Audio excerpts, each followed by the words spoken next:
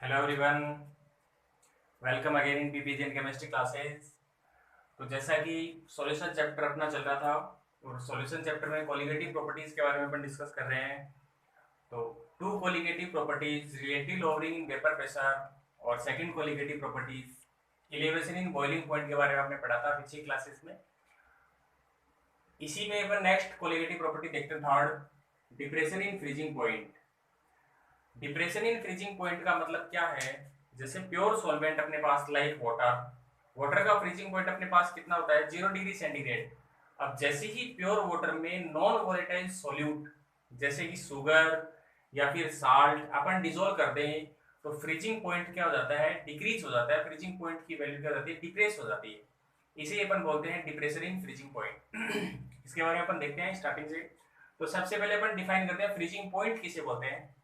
Freezing point किसे बोलेंगे? The temperature at which vapour pressure of liquid becomes equal to vapour pressure of its solid state is called freezing point. यानी जिस temperature पे liquid का vapour pressure कितना हो जाए उसकी सॉलिड स्टेट के वेपर प्रेशर के बराबर हो जाए, उसे अपन क्या बोलते हैं? Freezing point. जैसे वाटर का फ्रीजिंग पॉइंट 0 डिग्री सेंटीग्रेड है, वाटर का फ्रीजिंग पॉइंट कितना है? 0 degree centigrade. It means 0 degree centigrade पे वाटर की वेपर प्रेशर किसके इक्वल हो जाती है?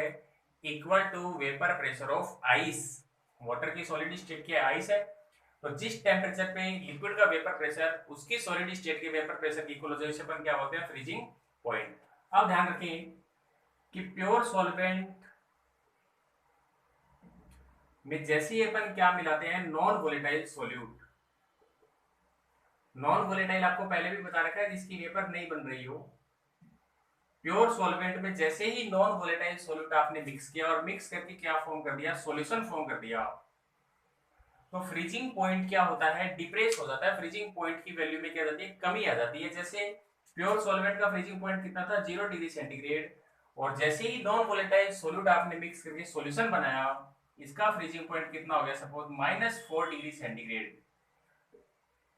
तो अपन देख रहे हैं फ्रीजिंग पॉइंट प्योर सॉल्वेंट का कितना था? 0 डिग्री सेंटीग्रेड था। और सॉल्यूशन का फ्रीजिंग पॉइंट कितना है? -4 डिग्री सेंटीग्रेड। 4 डिग्री सेंटीग्रेड कम हो रहा है फ्रीजिंग पॉइंट, इसे ही अपन बोलते हैं डिप्रेशन इन फ्रीजिंग पॉइंट। ऐसा क्यों होता है?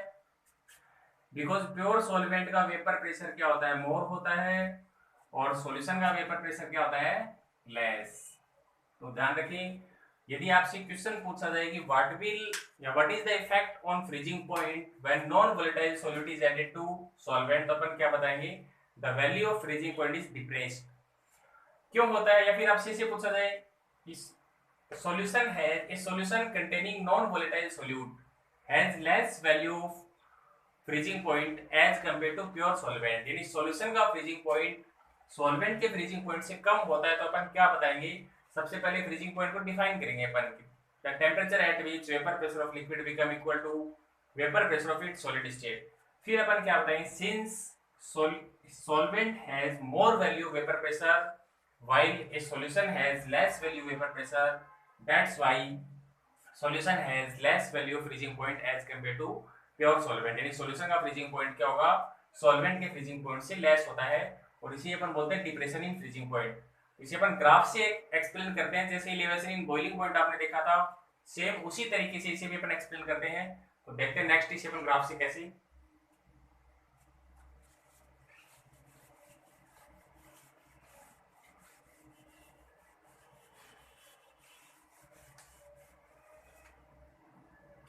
ग्राफ आप लेंगे किसके बिटवीन?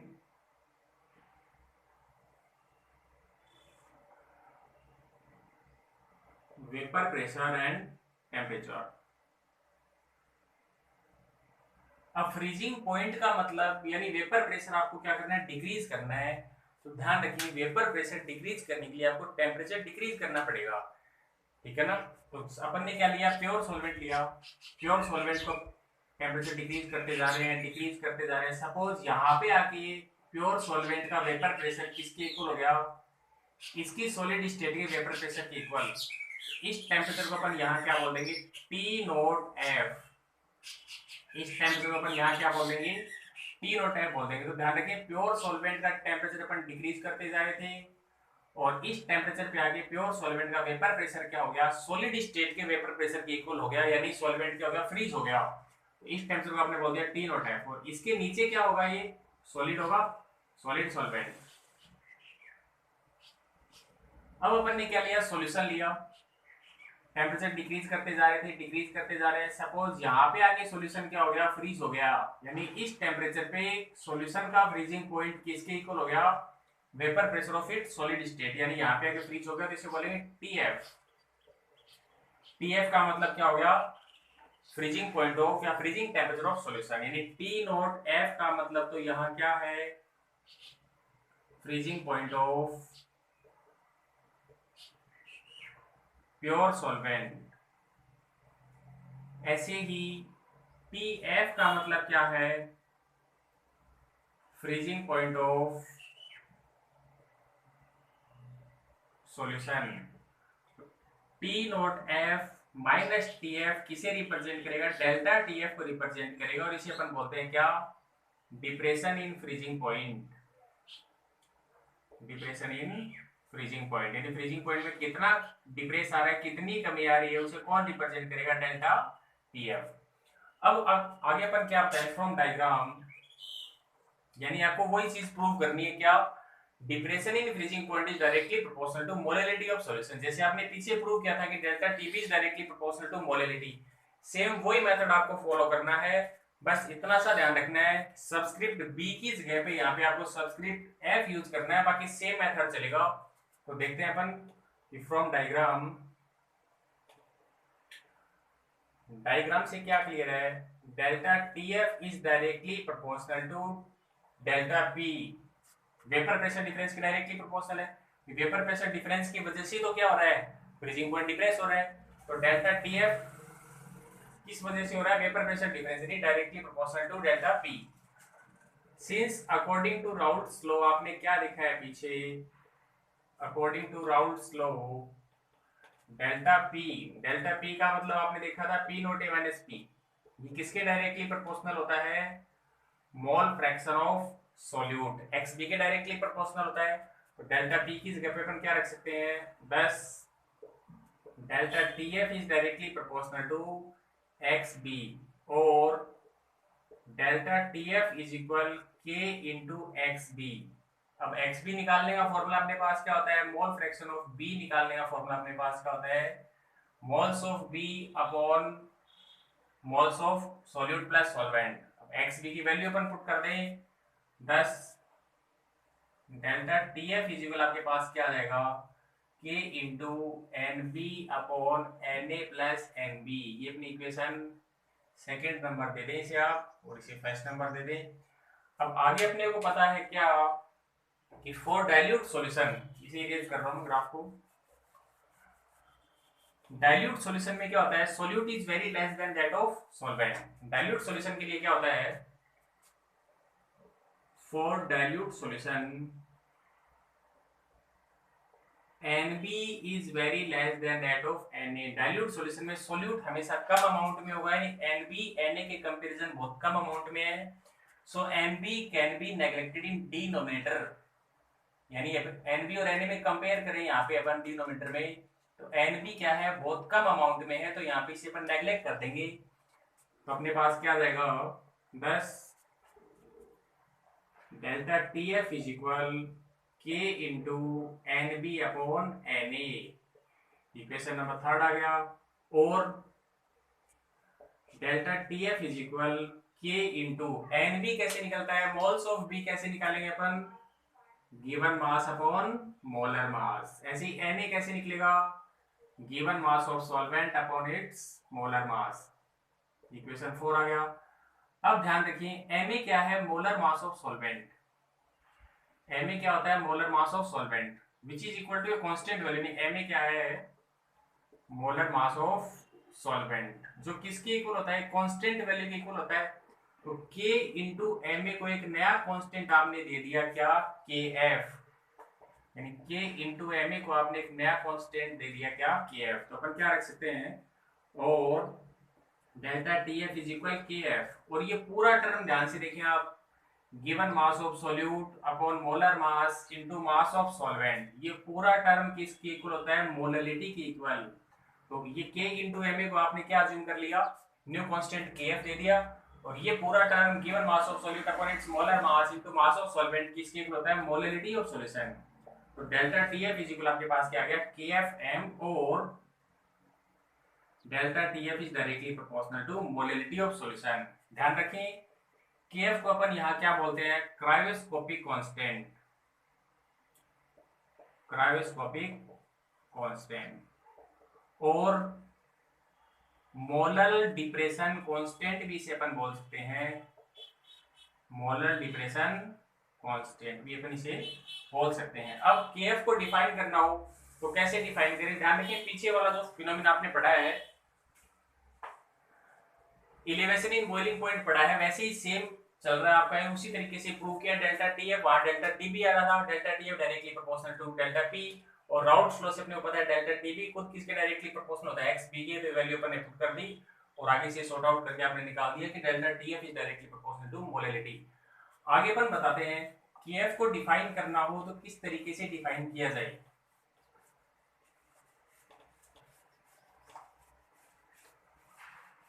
KF को डिफाइन यदि करें तो किस तरीके से KF को अपन डिफाइन कर सकते हैं, ध्यान दें। तो अपन देखते हैं क्या, एज वी नो दैट, क्या अपने को पता है delta TF is equal KF into small m if small m that is molarity. Small m का मतलब क्या है? किससे है? मोलरिटी से है। तो if small m is equal 1 then delta TF is equal KF। यानी किस तरीके से अपन डिफाइन करें? If molarity of solution is equal 1, solution की मोलरिटी कितनी है? 1 है। मोलरिटी 1 होने का मतलब 1 mole of solute is dissolved in 1 kg of solvent. यानी जब सॉल्यूशन की मोलरिटी 1 होती है तो उस टाइम पे जो डिप्रेशन इन फ्रीजिंग पॉइंट होता है उसे ही अपन क्या बोलेंगे? KF, cryoscopic constant. यानी कैसे डिफाइन करें? If molarity of solution is equal 1, या फिर 1 mole of solute is dissolved in 1 kg of solvent, then depression in freezing point is known as cryoscopic constant और molar depression constant। Unit of KF अपन देखें तो unit भी वैसे ही निकल जाएगी, पीछे आप निकाल के आए हैं। यानी KF इज इक्वल क्या आ जाएगा? Delta TF upon small m। TF temperature की यूनिट क्या होती है? केल्विन। मोलरिटी की क्या होगी? मोल पर केजी, तो केजी ऊपर आ जाएगा, तो यूनिट क्या आ गई? Kelvin kilogram mole inverse. यानी सेम KF और KB की यूनिट है वो कैसी आती है? सेम ही आती है। आगे अपन बताते हैं, यदि आपसे पूछा जाए कि how will you prove that depression in freezing point is a colligative property, आप कैसे प्रूव करेंगे डिप्रेशन इन फ्रीजिंग पॉइंट एक कोलिगेटिव प्रॉपर्टी होती है? तो अपन क्या बता सकते हैं कि as we know that delta TF is directly proportional to molarity of solution, that is it depends upon number of moles of solute। यानी किस पे डिपेंड करती है? Number of moles of solute पे डिपेंड करती है, यानी सोल्यूट के अमाउंट पे डिपेंड कर रही है। So it is an example of colligative property. Next अपन बताते हैं क्या, calculation of molar mass of solute through depression in freezing point, यानी through delta TF। Delta TF की हेल्प से सोल्यूट का मोलर मास कैसे निकालते हैं? ध्यान दें, चैप्टर होने के बाद इसके बाद कुछ न्यूमेरिकल्स भी आपको करवाऊंगा जो इंपॉर्टेंट होंगे एग्जाम में आने के लिए, CBSE और RBSE दोनों के लिए। डेल्टा TF की हेल्प से सोल्यूट का मोलर मास अपन कैसे निकालते हैं अपन देखेंगे। As we know that delta TF is equal KF into small m, since molarity निकालने का फॉर्मूला क्या है? Given mass of solute upon its molar mass into mass of solvent kg, और ग्राम में है तो ऊपर क्या आ जाएगा? 1000 आ जाएगा। तो मोलरिटी की वैल्यू आप यहाँ पुट कर दें, दस delta TF is equal KF into WB upon MB into WA, ग्राम में है और ऊपर आपने क्या लिया? 1000। आपको क्या निकालना है, molar mass of solvent MB, तो साइड चेंज कर देंगे अपन, और एमबी इज इक्वल आपके पास क्या आ गया, K F into W B upon M B, sorry T F, delta T F आ जाएगा, delta T F into W A, और ऊपर क्या आ जाएगा 1000। यहाँ डब्ल्यू बी क्या है, given mass of solute, M B क्या है, molar mass of solute, W A mass of solvent, delta T F depression in freezing point, और डेल्टा टी एफ अपन कैसे निकाल सकते हैं, T nought F minus T F. तो ये कोलिगेटिव प्रॉपर्टी आपने देखी, डिप्रेशन इन फ्रीजिंग पॉइंट, यानी प्योर सॉल्वेंट में जैसे ही अपन नॉन वोलेटाइल सॉल्यूट ऐड करते हैं तो फ्रीजिंग पॉइंट की वैल्यू डिप्रेस होती है। रीजन क्या हो गया, सॉल्वेंट का वेपर प्रेशर क्या होता है, ज्यादा होता है, सॉल्यूशन का वेपर प्रेशर क्या होता है, कम होता है। तो इसी वजह से ये सब रीजन हो रहा है यहाँ पे, यानी सॉल्यूशन का फ्रीजिंग पॉइंट क्या हो जाता है, कम हो जाता है। तो इसे आप नोट करें, इसके नोट्स जो भी है वो आपको एफबी पेज पे अवेलेबल हो जाएंगे। और यदि क्लासेस आपको अच्छी लग रही हो तो चैनल को ज़्यादा से ज़्यादा अपने फ्रेंड्स के साथ शेयर करें, लाइक एंड सब्सक्राइब करें। कोई भी डाउट्स आपको है या कोई प्रॉब्लम आपको आ रही हो पीछे वाले चैप्टर में, तो उसको सब आप कमेंट बॉक्स में जाके पूछ सकते हैं। नेक्स्ट क्लास में उसका सोल्यूशन आपको 100% दिया जाएगा। यदि आप कोई डाउट पूछते हैं तो उसका सोल्यूशन आपको 100% नेक्स्ट क्लास में दिया जाएगा, ध्यान रखें। तो बाकी अपन नेक्स्ट क्लास में अपन ओस्मोसिस, ओस्मोटिक प्रेशर, इन सब के बारे में डिस्कस करेंगे, और चैप्टर कंप्लीट होने के बाद इसके न्यूमेरिकल्स के बारे में अपन डिस्कस करेंगे। तो बाकी अपन नेक्स्ट क्लास में देखते हैं। Thank you.